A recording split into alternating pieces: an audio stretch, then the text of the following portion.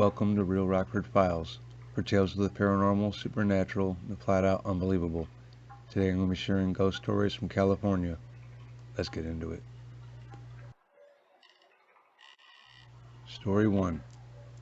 When I was about 10 years old, my mother and next door neighbor named Margaret Lowry in Palo Alto, alleged to be a medium, were on the Ouija together one night.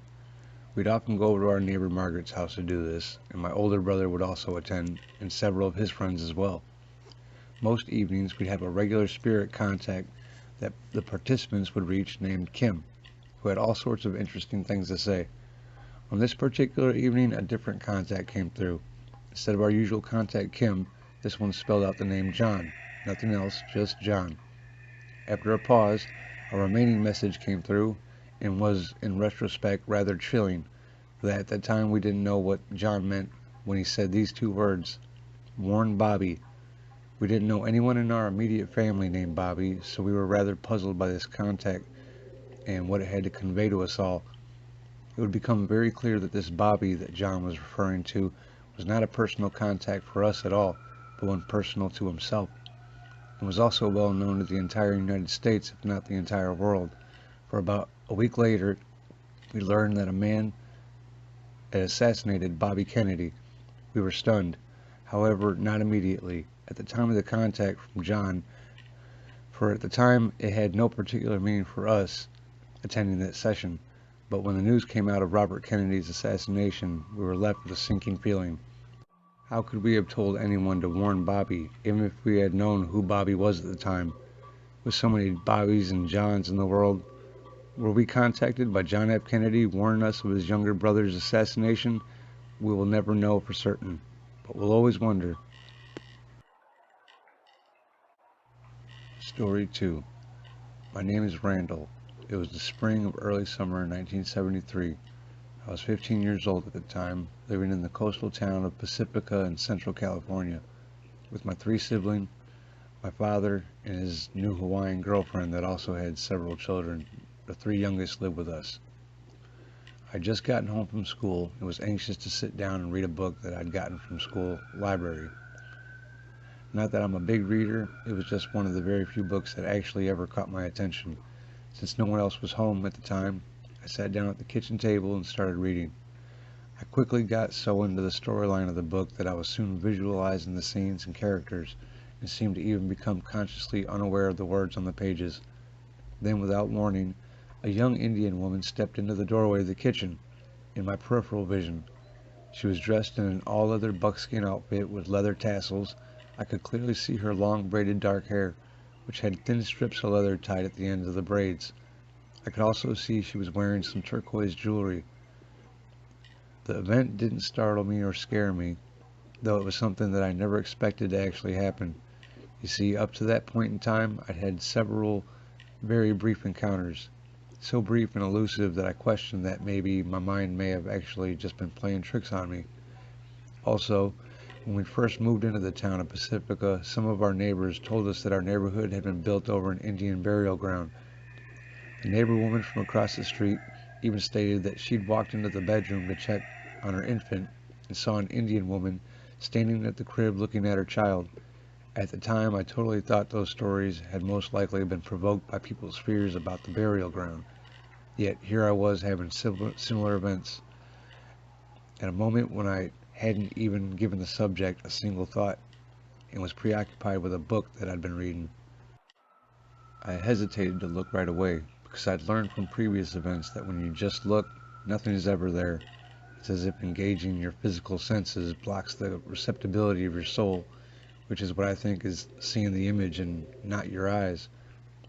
Anyhow, even when you don't look quickly and try not to activate your physical senses and brain, the event is still quite brief and elusive. I couldn't help but ponder the whole event and its detail, questioning why it ever happened, and especially to me. I questioned that if it was a ghost or someone that has passed, then why could I see its body? And more than that, why was I able to see her clothes and jewelry, since they're inanimate objects? With that, I drew what I considered to be a more rational conclusion, that most likely there was a spirit there with me, simply trying to get my attention and wanted to gauge my reaction and receptibility. I believed it chose the image of a person, knowing that I was there alone, thus knowing it would be a bit more alerting to my consciousness, and chose an Indian woman to get me to think ghost, thus also knowing that I'd then think spirit, especially after seeing the inanimate object. About a week later, I had a test to do at school, one that I was very concerned about doing well on. The day of the test, I arrived on the school grounds just a few minutes late. I was walking briskly with books under one arm when the bell rang for everyone to go inside. My classroom was the one at the far left end of the building. As I was walking fast in that direction, a ball came rolling out towards me, as if someone had kicked it. I didn't want to take the time to get it, but just knew that one of the yard duty teachers was most likely going to ask me to get it. Knowing that, I wanted every minute possible to do my test. I avoided looking or going towards that ball, but to my surprise, the darn ball kept rolling at an angle towards me, and ended up rolling right up to me, to the point that I shifted my books from my right arm to my left, bent over and started to put my hands around it to pick it up. As I then put my eyes directly on it, it vanished. I quickly stood up, looked around to see if anyone had just witnessed that embarrassing event. I then walked to the class to do my test. I quickly realized that the spirit that I'd pondered just a few days earlier might have the ability to project images of people and inanimate objects at me. Just proved it boldly by projecting that ball, and it was so real that I tried to pick it up. That told me that both events were in fact very real, and that spirit was in fact reaching out to me for some unknown reason, a reason that I'd learn about much more years later. Story 3. I travel once in a while for my job.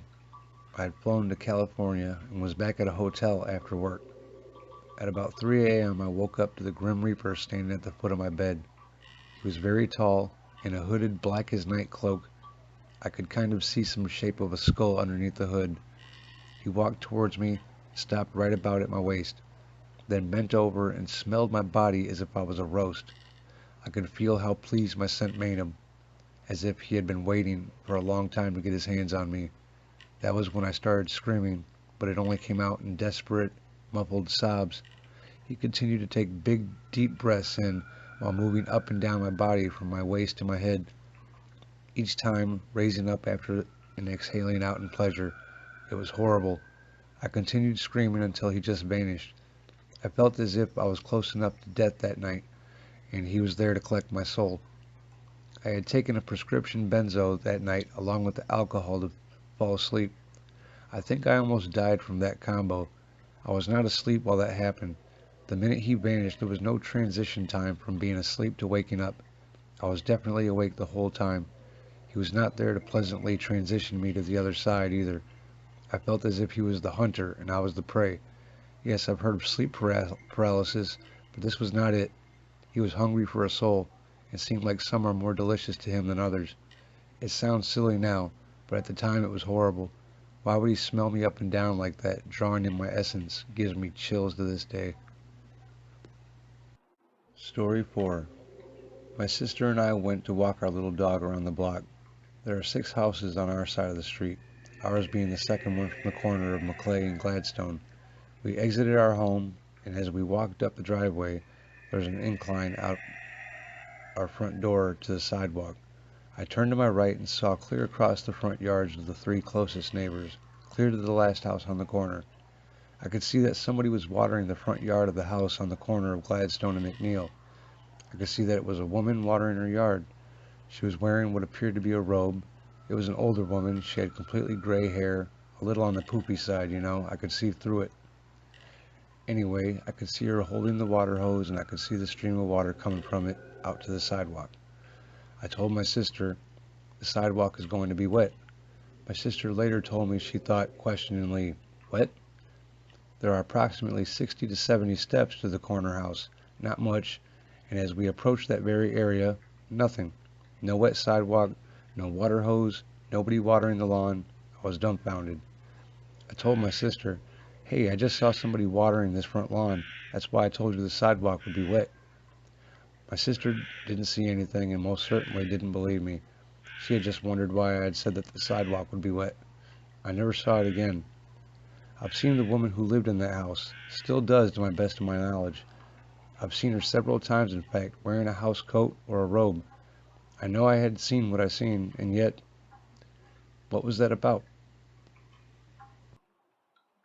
Story 5. My husband and I moved every 4 years with our children due to military duties. The last 3 assignments were Los Angeles to Cape Canaveral, Florida, then back to LA. We found a newly built 2-story back unit, suitable for us, and quickly moved in. About a month and a half there, at 7 months pregnant with our only girl, I took my usual trip to the bathroom at around 1 a.m. As I returned to bed, something grabbed my foot and I fell to the ground. Luckily, I was able to lean towards the bed and bent my left knee to prevent falling flat on my belly. I was more concerned with the baby that I didn't investigate what was there. I convinced my husband not to take me to the emergency room, so I quietly cried myself to sleep while monitoring the baby's movements. Apparently, I broke my back and needed surgeries to correct the injury, but only after the baby's delivery. During the span of 4 years, we had encountered a few paranormal activities at home. I heard little feet running from the hallway to the bedroom, and whatever that was shook my bed as if it jumped onto the bed. I was expecting our 5-year-old son coming home from school, but it was only 9 a.m. I was alone recuperating from surgery. It happened to my husband, but we never shared our experiences until one night. I came home late with my visiting mother. I entered our room, but went straight to the bathroom for about 20 minutes. I heard a squealing sound coming from my room, but very low. I stood near the door to hear it again. It didn't sound like my husband. As I came in, he whispered and asked to turn the light on. He was frozen in fear. He asked me to look at his chest area to see if there was anything, like an indentation. He claimed that he had heard me come in the room, then suddenly his body started to sink in the bed. A dark mist appeared in front of him and he couldn't scream. He tried, hence the sound I heard. So we started talking about the unusual things. Our daughter was old enough to hold a phone and take pictures. She took 3 consecutive photos, and the one in the middle captured thick smoke over my husband's image, as if there was a cigar lit next to the phone. My sister and niece came to visit from Belgium. We set her up in one of the boys' room. Due to the time difference, she couldn't sleep. At around 3 a.m., she noticed a foot-tall black mask come out of the closet in front of the bed and floated towards the open door. This entity passed the nightlight installed in the hallway outside the bedroom. She watched this thing move with a purpose. She was terrified and refused to sleep there ever again. We eventually moved after retiring. Still in LA, my husband told me that this thing followed us.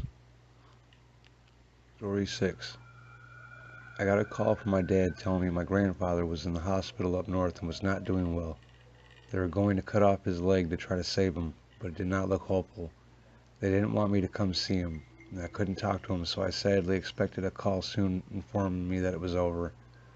I got a call, but it was my grandfather. He sounded chipper and upbeat, and I got to tell him what my expected son was going to be named, the same as him, my father, and me.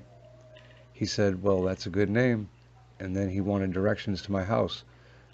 I'm just realizing as I'm writing this that as I was giving him the directions, I was visualizing the trip from above as if I was flying over. I remember asking if he was going to visit, and he said if he got the chance he would come by. After the call, I felt relieved that he was doing better and was even making plans to travel. Then I got the call from my dad telling me my grandfather had passed. I told him we had just talked and that he had sounded so much better, but he said that happens sometimes right before someone passes. I was very sad, but found some comfort in the fact that I was able to tell him about naming my expected son. At the wake, I was speaking about the day he passed and how he had called me that afternoon and sounded so much better, but someone pulled me aside and told me to stop talking about it and that my grandfather had actually passed in the morning. He loved to break the rules. I sure miss him. Story 7. It all started when I was 11 years old. Me and my family were in the front yard. No one was in the house. We were playing basketball and I suddenly stared at my sister's window and I suddenly saw a fist from inside the house behind my sister's window smash her window. Then suddenly everyone stopped playing basketball and went to take a look at the broken window. I was shocked and speechless. My dad said it was a bird, but there was no bird. I knew what I saw. It was a pale hand that made a fist. I told my dad and he checked the house, but no one was inside. Then, when I was 12, I saw shadow people late at night in the hallway go to my sister's room, and I was very scared, so scared I couldn't walk to the hallway to access my room, so instead I ran out of the house during the night to go across the street to my friend's house.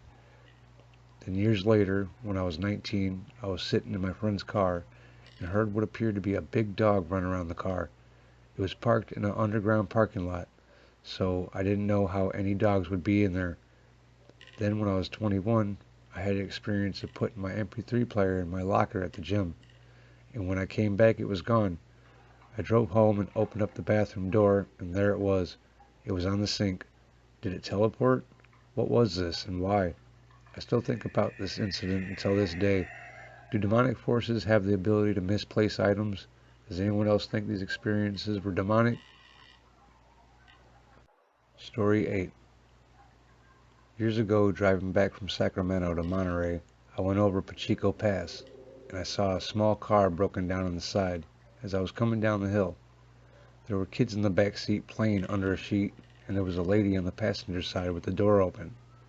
I felt bad for not stopping and was giving myself a hard time, telling myself if I saw anyone else, fat chance, that I would have to stop when I suddenly saw a priest walking down the right side of the road. He was wearing a black robe, and it reminded me of that character from Saturday Night Live back in the 80s, Father Guido Sarducci. I figured, since it was a priest, there was no question that I had to pull over and help. When I pulled up, he looked old with his face all wrinkly and burnt, like I remember the old homeless guys living under Monterey Wharf looked. His clothes, or robe, looked tattered like he had gone through some serious roughness, and he looked very mad. When I asked him if he needed help, he mumbled something, but I couldn't understand. I told him they might hassle him for walking along the road, and then he turned to look right at me and spoke clearly. "So you're trying to help me?"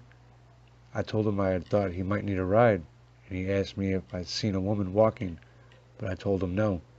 I thought this was strange, since it was an odd place to take a walk, but I wished him luck and started on the road again. I looked back in the rear view and didn't see him. I remember thinking that was a little strange because there was nowhere to hide, but I just kind of ignored it until years later when a friend posted an article about ghosts in Central California, and it described the ghost in black robe up on Pacheco Pass, and it hit me. After a bunch of research, I found a forum where people were talking about experiences they had, and several of them described a small car on the side of the road with boys playing in the back seat under a sheet and a lady getting something out of the passenger side. Don't forget to subscribe for more stories. Hope you enjoyed.